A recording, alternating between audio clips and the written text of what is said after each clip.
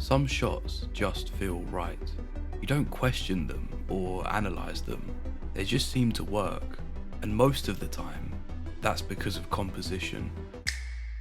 I'm starting a new series where I break down the fundamentals of cinematography. It won't be something that feels like school, but something that is practical and usable.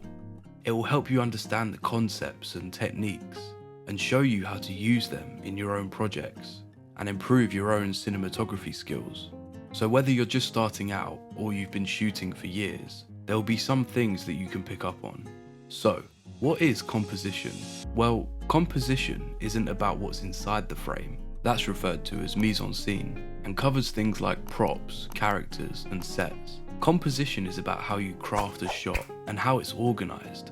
It's how you guide attention and create meaning from inside the frame. It can change a shot from being boring and lackluster to one that sticks in the minds of the viewers forever. So let's dive into these different techniques that create composition. Rule of thirds. The rule of thirds is likely the first tool people learn, and it's by far the simplest. But when it's used correctly, it's still incredibly effective. We've all seen a grid like this on screen before. You can even turn it on your phone's camera app. The rule of thirds divides the frame into 9 equal sections and draws 2 vertical and 2 horizontal lines between them, creating a grid. This grid can be used to help frame your shots. It can help to balance your shots and give weight to one side of the screen. Typically, you would position the subject on 1/3 of the frame, let's say the left third, with them looking towards the right. This creates a natural balance in the frame and creates a natural space for the subject or camera to move into. It can also help with simpler things like headroom, distance between characters, and maintaining spatial clarity by sticking to the 180-degree rule. If you're unsure of that, I have a quick short that you can watch to understand it fully. So the rule of thirds is essentially a tool used to frame your shots correctly, provide balance, and give natural room for movement. It simply helps everything get stitched together in the edit and stops the audience from getting lost. When your framing is balanced, your edit feels smoother. But composition isn't just about placement, it's also about direction and flow, and that is where leading lines come in. Leading lines. What are your eyes naturally drawn to in this shot? The twins at the end of the hallway, right? You don't have to think about it, your eyes move straight there. What about this shot? Your attention moves to the top of the stairs. That's leading lines grabbing your attention and directing your eyes. But how? Leading lines are physical lines inside of the frame that guide your eye towards a subject. They don't suggest where to look, they direct you there. In both of these shots, the lines converge towards a singular point. The walls, the floor, the ceiling, the handrail, the flow of the stairs. Everything narrows and focuses in. It's similar to pulling focus, but instead of changing sharpness, you change direction, and it's subtle enough that most people don't even notice it. But it's not just about attention. Leading lines can create movement when there is none. A static frame still feels like it has movement even though nothing is moving, but your eyes still are. In The Shining, the movement of your eyes creates tension. The hallway closes in, your attention is forced, and there's nowhere else to look. So when you want to guide the audience without them ever noticing, use leading lines to create that natural flow. Now, whilst leading lines guide and move your attention, the next technique holds your attention, contains it in a specific place, and can change the whole meaning of a shot. Frame within a frame. So now we know how to guide a viewer's eye, but what if we want to hold their attention and make them fixate on a certain subject or piece of information? That's where frame within a frame comes in. Let's do the same thing we did for leading lines. What part of this frame are your eyes drawn to? Kami, right? What about here? The people in the other train car. Now, both these shots are using frame within a frame, but do so very differently with very different meanings and subtext.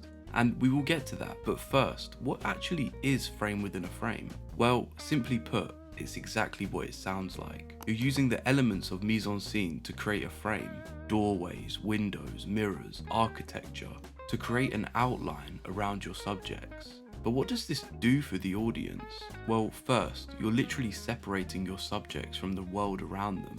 It can make them feel isolated, contained, or even like they're being watched. You're placing your subject inside of a visual boundary almost like it's their own enclosed space. Take this shot from The Godfather. The open doorway allows us to peer into the room, into the conversation, almost like we're not meant to be there.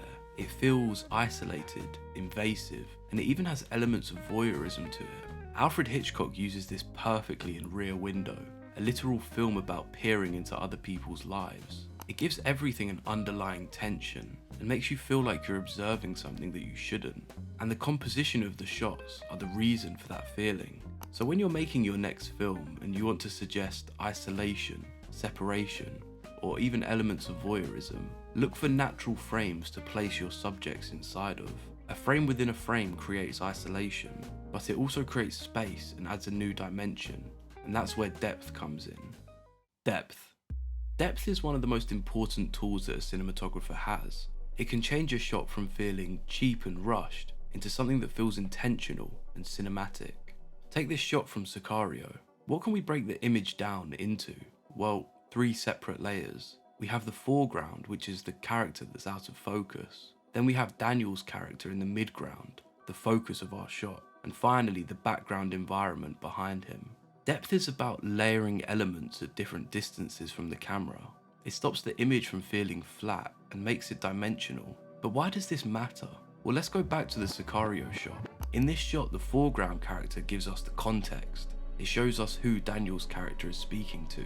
Then we have the midground, which is Daniel's character. As he's the one in focus, it shows us that he's the focus of the scene as well. It adds realism and it adds presence. The layers make the world feel lived in, not staged and pieced together. Depth makes the frame feel immersive and allows multiple pieces of information to exist at the same time. Instead of cutting between pieces of information, you can let everything exist in the same shot. It goes with the classic saying that sometimes less is more. Depth is such a powerful tool that it simply deserves its own breakdown, and we will get to that in a future episode. Now, depth fills a frame with layers, but sometimes it's more powerful to remove those layers, and that's where negative space comes in.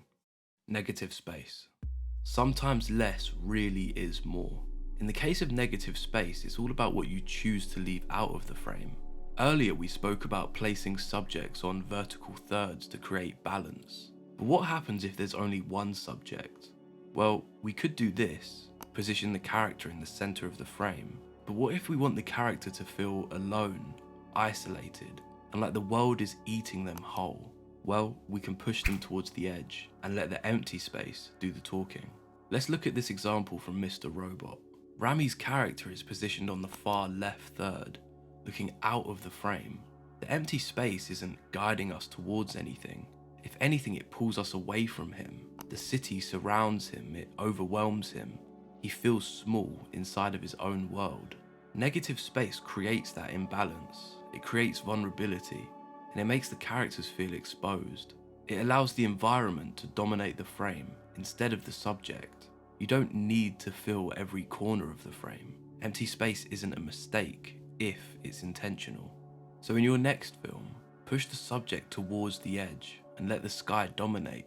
Let the darkness swallow half of the frame and allow the negative space to create the meaning for the viewer. Negative space creates imbalance and vulnerability, but sometimes perfect balance can be even more powerful. Symmetry. So far we've spoken about balance, imbalance, movement, isolation, and emptiness. But sometimes the most powerful thing you can do is create a perfect balance, and that's symmetry. Symmetry is exactly what it sounds like. It's equal visual weight on both sides of the frame, and with that often comes center framing, placing your subject directly in the middle. Symmetry creates order, precision, authority, control. It removes chaos from a scene, but it can still feel uneasy. When everything is balanced, nothing feels accidental. Let's look at one of the most well-known directors for symmetry, Wes Anderson. In the Grand Budapest Hotel, symmetry is deliberate and exact. The shots are beautiful, powerful, and they feel designed. Nothing feels random. Everything feels intentional. But symmetry doesn't always feel calm. Let's look back at the hallway shot from The Shining. That frame is symmetrical, but why does it feel unsettling? Simply because it's too controlled. It feels unnatural. Real life is messy. Perfect balance feels constructed, like a supernatural force has created this moment. Perfect balance makes a shot feel designed and constructed, and that's why they can feel cinematic. The rule of thirds is there to push you off center. Symmetry asks you to break that rule and commit to the center. And one final tip, if you're going to use symmetry, commit to it. Half measures may make your shot feel accidental and rushed. The rule of thirds, leading lines, frame within a frame, depth, negative space, and symmetry. They all have their own characteristics, but they're all doing the same thing, controlling attention. Because when you control someone's attention, you can control how a moment feels. Each technique adds tone, emotion, and intention to your shots. At first it may feel like you're forcing these techniques into your films, but the more you use them, the more instinctive they become. And after time and practice, they'll just be another tool in your arsenal. In the next episode, we will break down camera angles and shot types, and how the position of the camera changes perspective, power dynamics, and meaning.